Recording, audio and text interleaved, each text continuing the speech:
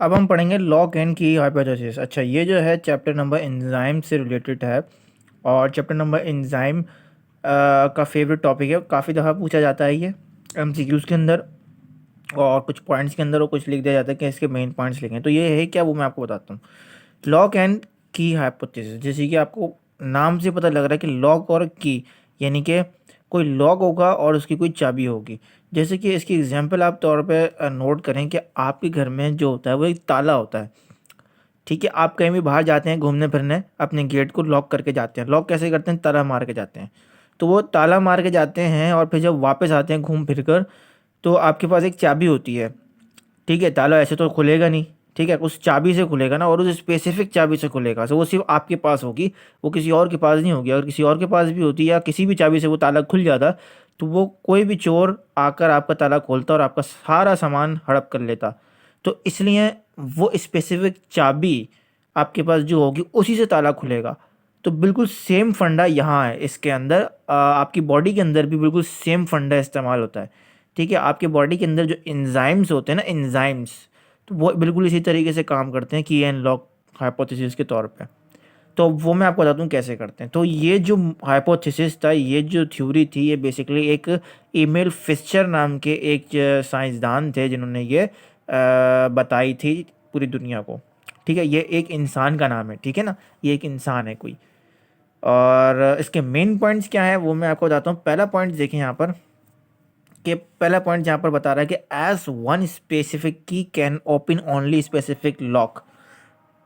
तो बिल्कुल वही वाली बात इसमें बताई जा रही है कि एक स्पेसिफिक की होगी इस एक स्पेसिफिक लॉक के लिए, यानी कि एक ताले के लिए, एक स्पेसिफिक ताले के लिए कोई एक स्पेसिफिक चाबी होगी। ठीक है ना, ये वही वाली बात कह रहे हैं। अब इसी तरह यहाँ पर मैंने हैशटैग डाल के लिखा है कि एंजाइम के अंदर भी ऐसे होता है कि as in the same manner the specific enzyme can transfer into products by attaching specific substrate. आप एंजाइम की सूरत हाल में जो एक स्पेसिफिक एंजाइम होता है उसकी जो की होती है वो स्पेसिफिक सबस्ट्रेट होता है।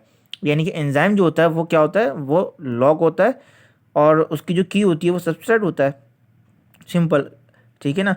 और ये कैसे, मैं आपको बताता हूँ। ये देखो, ये जो है ना, ये आपकी बॉडी के अंदर ही समझ लो एंजाइम है, और ये जो है ना, ये क्या है, सबस्ट्रेट है।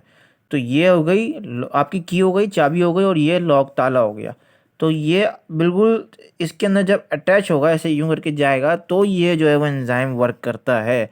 तो ये आपकी बॉडी के अंदर तमाम चीज़ें करेगा एंजाइम। ठीक है ना।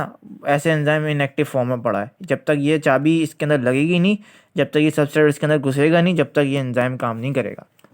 तो सिंपल इसके अंदर ये, इस थ्योरी के अंदर ये बताया जा रहा है। दूसरा पॉइंट क्या है, दूसरा पॉइंट देखिए यहाँ पर बताया जा रहा है कि according to this model the active side has a rigid, rigid का मतलब होता है हार्ड, हार्ड स्ट्रक्चर होता है। एक्टिव साइड का जो होता है ना, बहुत हार्ड स्ट्रक्चर होता है यहाँ पर। अब यहाँ पर देखो, ये जो चीज़ है ना, इसको कहते हैं एक्टिव साइट। ठीक है, ये जो चीज़ है इसको कहते हैं एक्टिव साइट। और इस चीज़ का जो है ना हार्ड स्ट्रक्चर होगा, ये कोई नरम वरम नहीं होगा, बिल्कुल हार्ड होगा।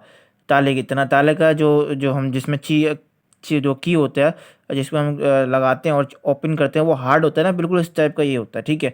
और इसकी इसलिए एक स्पेसिफिक की होती है, इसलिए इसकी स्पेसिफिक एक सबस्ट्रेट होता है कि भाई ऊपर नीचे बिल्कुल ही होना चाहिए। बिल्कुल एक स्पेसिफिक सबस्ट्रेट अलग ही होता है, ताकि ये जब जाए तो स्पेसिफिक वर्क कर सके।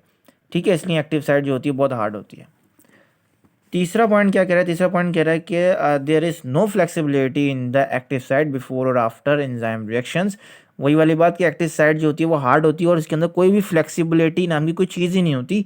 रिएक्शन से पहले या फिर बाद में कोई फ्लेक्सिबिलिटी के नाम की कोई चीज़ नहीं होती, ऐसे कैसे ही रहता है।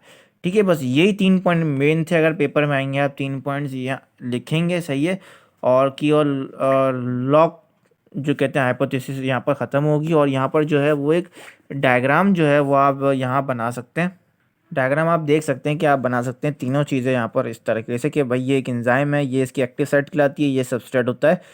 तो ये जो एक चाबी के तौर पे यूज़ होता है, ये इधर लगेगा, अटैच होगा, एंजाइम वर्क करेगा, और फिर ये वापस से ऐसे जो है वो अलग हो जाएगा और ये प्रोडक्ट बना लेगा। तो यहाँ आप एक बात नोट कर सकते हैं कि एंजाइम की जो शेप है ना, उस पर कोई भी तब्दीली नहीं होती, कोई भी चेंज नहीं होता। एंजाइम जैसा है वैसे ही हालत में रहता है। ठीक है ना।